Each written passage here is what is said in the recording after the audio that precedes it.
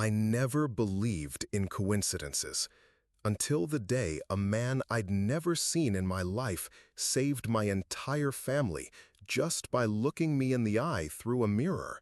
You won't believe what I'm about to tell you, but I swear on my children's lives that every word is true. It was a typical gray March Tuesday, the kind that starts out bleak and you just know something's going to go wrong. I was standing in front of the bathroom mirror, getting ready for another day of work in construction, when I noticed something strange. There was a man behind me in the reflection, but when I turned around, there was no one there. I thought it was fatigue, you know? I'd been up all night because my wife, Carla, had a high fever and was coughing incessantly. Our two children, 7-year-old Michael and 5-year-old Sophia, were also starting to show the same symptoms. You know how it is when the whole family gets sick at the same time. You feel lost, not knowing what to do. I've worked as a bricklayer for 15 years, ever since I married Carla. I never had much education, but I always managed to support my family with dignity. We live in a simple house in the Willow Creek neighborhood, those small houses but full of love, you know? I built every room with my own hands, each brick laid with care, thinking about my children's future. But that day, looking in the mirror, something bothered me deeply. The man I had seen in the reflection seemed familiar, but at the same time, he was a complete stranger. He had graying hair, a serene gaze, and wore a light blue shirt. The strangest thing is that he seemed to be trying to tell me something, moving his lips silently. I shook my head, splashed cold water on my face, and left for work, trying to forget that strange vision. On the way to the construction site, I couldn't get that image out of my head. I drove my old pickup truck through the neighborhood streets, passing the same houses as always, greeting familiar neighbors, but my mind was elsewhere. Arriving at the construction site, I found my work partner, Joe, a 60-year-old man who has worked with me for almost a decade. He immediately noticed that I was different. "What's wrong, Mark? You look like you saw a ghost," he said, while arranging the bricks that had arrived that day. I gave a nervous laugh and told him about what had happened in the mirror. Joe looked at me with that serious expression he makes when he's thinking about something important. "Man, my grandfather always said that mirrors are doorways to other worlds. It may be that someone is trying to warn you about something." I'm not a very religious person, but I'm also not one to dismiss things out of hand. My grandmother, who passed away a few years ago, always said that life has mysteries that we can't explain, but that we need to respect. She told stories about signs, about people who appeared in dreams to warn of dangers, about coincidences that weren't really coincidences. I always listened respectfully, but I had never experienced anything like it. The day passed slowly at the construction site. We were finishing the second floor of a house, hard work that requires total concentration. But I couldn't concentrate. Every mirror I saw, in the construction site bathroom, in the truck's rearview mirror, even in the reflection of the windows, I looked for that man. Nothing. It was as if he had appeared only once to plant a seed of unease in my mind. I returned home in the late afternoon with a heavy heart. Carla was worse, with a higher fever and a cough that seemed to tear her chest apart. The children were apathetic, unwilling to play, complaining of body aches. I never felt so powerless in my life. You know that feeling that you need to do something, but you don't know what? That's exactly what I was feeling. That night, after putting the children to bed and taking care of Carla, I returned to the bathroom to brush my teeth. And there he was again. The man in the mirror, behind me, with the same serene expression. But this time he seemed more urgent. His lips moved faster, as if he were trying to tell me something. I turned around quickly, but there was no one there. When I looked back at the mirror, he had disappeared. I spent the whole night thinking about it. Was I going crazy? Was the stress of seeing my family sick making me hallucinate? I tossed and turned in bed, listening to Carla's heavy breathing beside me, the muffled sound of the coughs in the next room. Something inside me said I needed to pay attention to that sign, but my rational mind rejected any supernatural explanation. The next morning, Wednesday, the situation had worsened. Carla could barely get out of bed, and the children had high fevers. I was getting ready to call in sick from work and take everyone to the hospital when, once again, I looked in the mirror. This time, the man was clearer, and I could read his lips. He was saying, "Hospital, hospital," repeatedly, and pointing to something I couldn't see. That's when it all clicked in my mind. That man wasn't a hallucination. He was some kind of sign, a warning. I could no longer ignore it. I carefully woke Carla and said, "Honey, we need to go to the hospital now. It's not just a common cold." She was so weak that she just nodded. I quickly got the kids ready, grabbed some documents, and we headed to County General. On the way, I was driving with a strange feeling, like I was being guided by some higher power. The man's voice from the mirror echoed in my mind. Hospital, hospital, hospital. I knew I was doing the right thing, but I still didn't fully understand why. Arriving at the hospital, the situation was chaotic.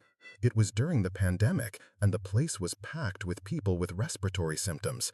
I explained to the receptionist that my whole family was sick, and she directed us to wait in triage. It was a 3-hour wait, me holding Sophia while Michael leaned on me, all of us worried about Carla, who could barely stand.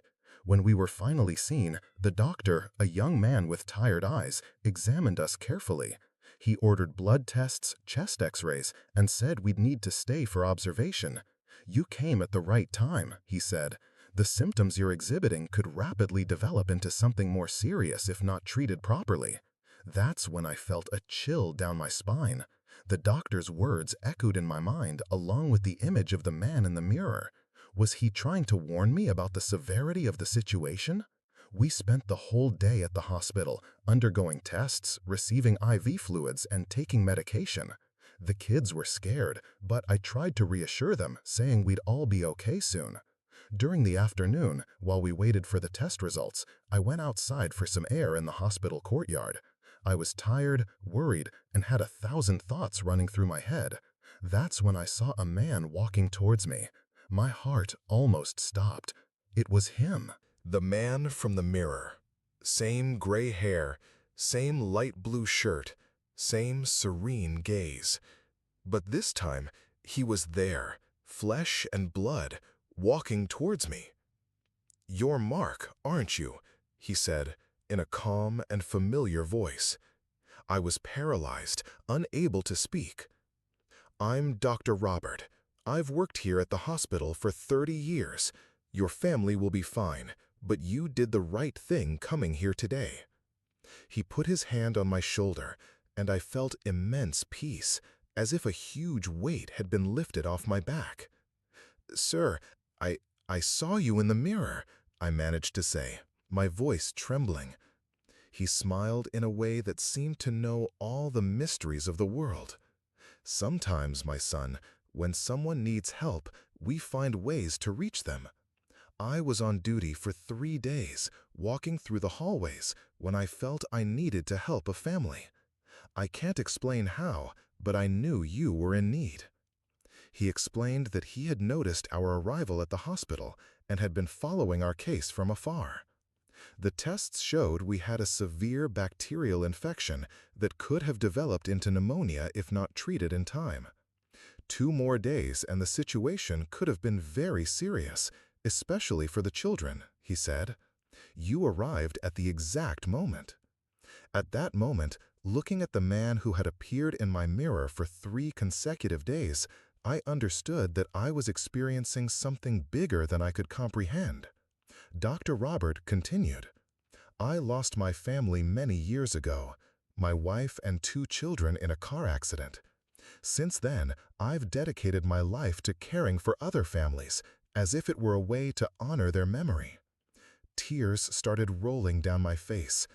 I understood that this man wasn't just a doctor.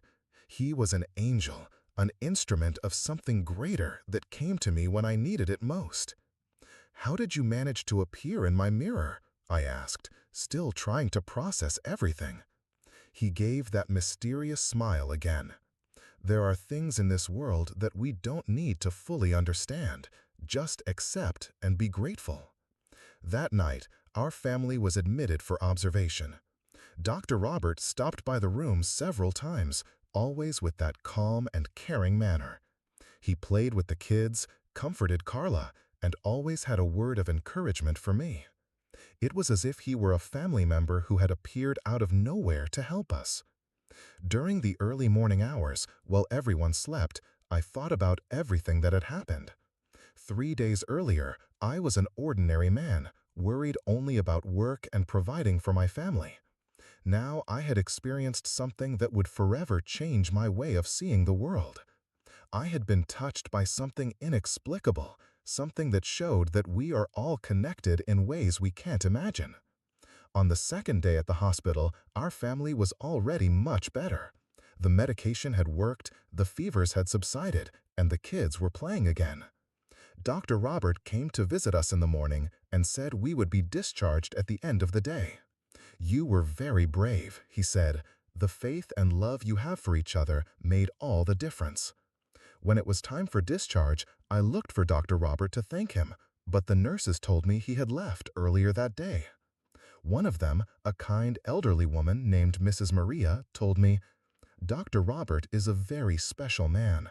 He's worked here for years, always caring for families as if they were his own. He has a special gift for appearing exactly when people need him most." I asked to leave a thank you note, but Mrs. Maria said something that intrigued me even more. "He already knows, my son. Dr. Robert always knows when he's helped someone. It's as if he feels people's gratitude from a distance." We went home that afternoon with a feeling of complete renewal.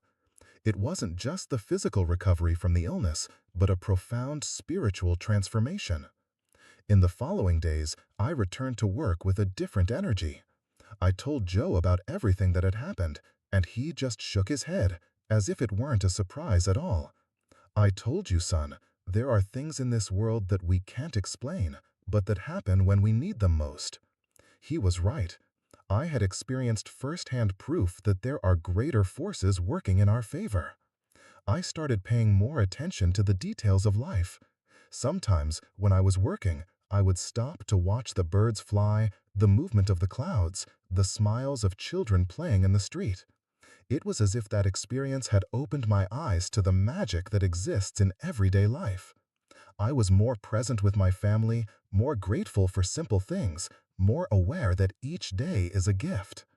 A few weeks later, I decided to go back to the hospital to look for Dr. Robert in person. I wanted to thank him properly, maybe bring a gift, a memento from our family. When I got there, I looked for him at the reception, but the answer I received left me speechless. "Dr. Robert, my son, Dr. Robert passed away 5 years ago. He worked here for decades until the last day of his life." I was shocked. How was that possible?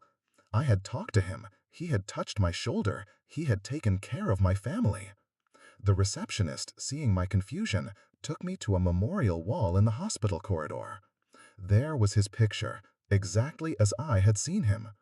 Dr. Robert Silva dedicated his life to caring for families in need, passed away 5 years ago from a sudden heart attack. I read the tribute with tears in my eyes. It said that he had lost his wife and 2 children in a car accident many years ago, and since then he had dedicated himself entirely to the hospital. Those were exactly the words he had said to me that day. I left the hospital walking as if I were in a trance. How to explain that? How to tell someone that a man who died 5 years ago appeared in my mirror for 3 days straight and then personally took care of my family? I got home and hugged Carla with an intensity she had never seen before. "What's wrong, honey? Are you okay?" she asked, worried. I told her everything, from the appearances in the mirror to the discovery at the hospital. She listened to me in silence, with that expression of someone who is trying to understand something very deep.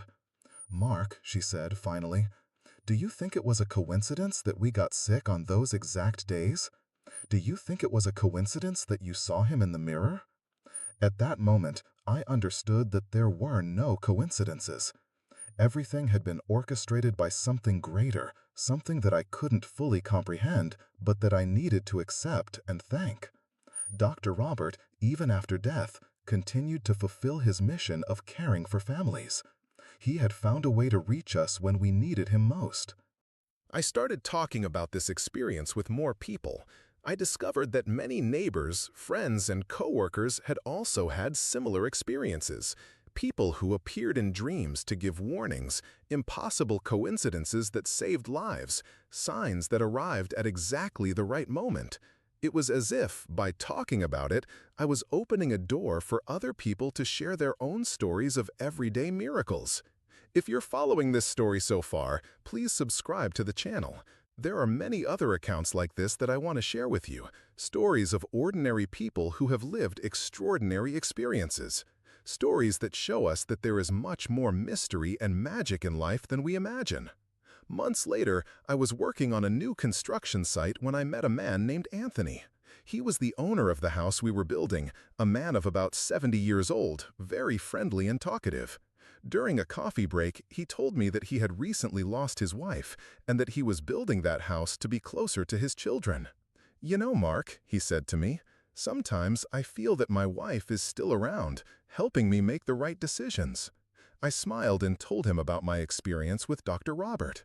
His eyes filled with tears. "Do you really believe that?" he asked.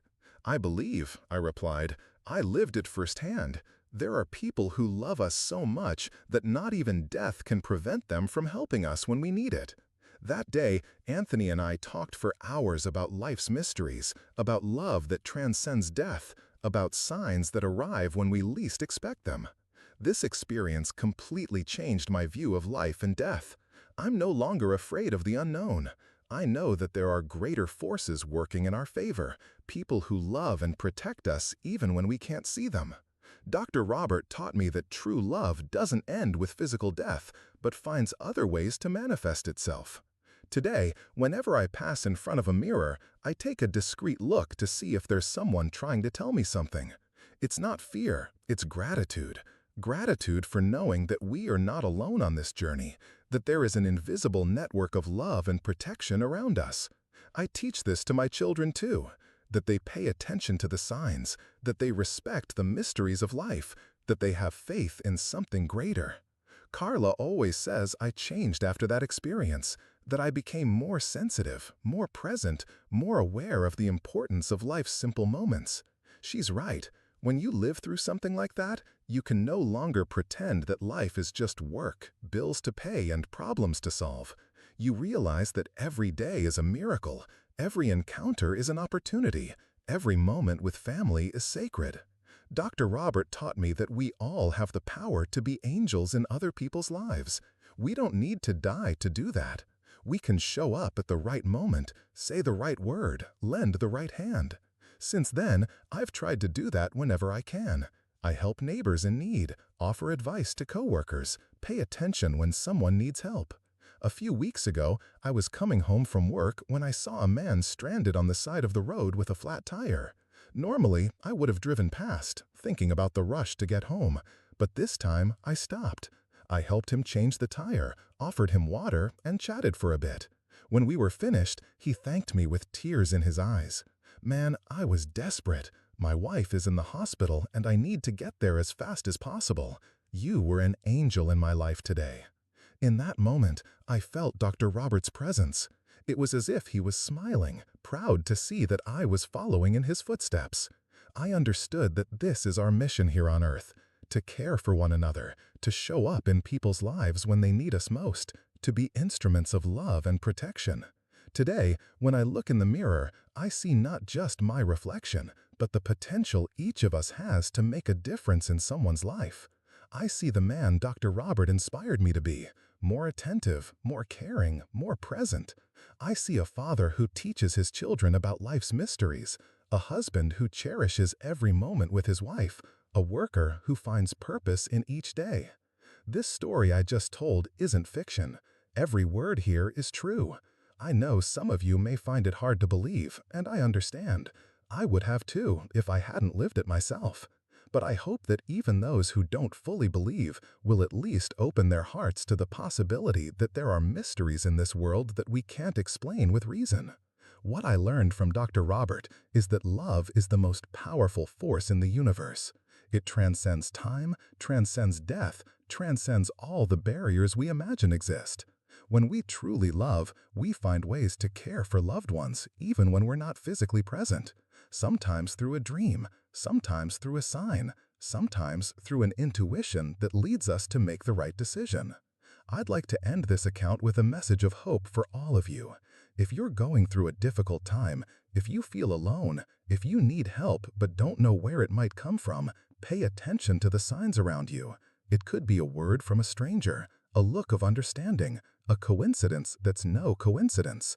It could be someone you love who has passed on, finding a way to reach you. Open your heart to life's mysteries. Pay attention to mirrors, dreams, intuitions. Trust in the power of love. And remember, we all have the potential to be the Dr. Robert in someone's life. We can all be earthly angels, showing up at the right moment to help those in need. Thank you for following this story to the end. I hope it touched your heart the same way the experience touched mine. And remember, you are not alone. You never are. There's always someone looking out for you.